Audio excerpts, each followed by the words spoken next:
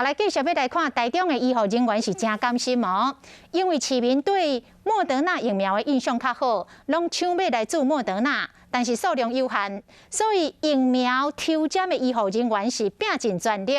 本地一罐会当注12个、13个人的疫苗，因是来展出着抽检的技术，上最冲到一罐会当注到15个人，这个抽检的功夫是有够赞。 驻莫德纳预防社注射站的人有够多，东山高中注射站开2线底注，而且顺利拢是医护人员的功劳。大概一瓶，它可以抽到13、14个人，然后这个药又是避免摇晃，又是要慢慢抽，因为它的起泡度很大的话，会相对的会抽的比较少。因为你要这样拉，所以他手会一直固定在，所以变成大拇指跟食指会痛。对。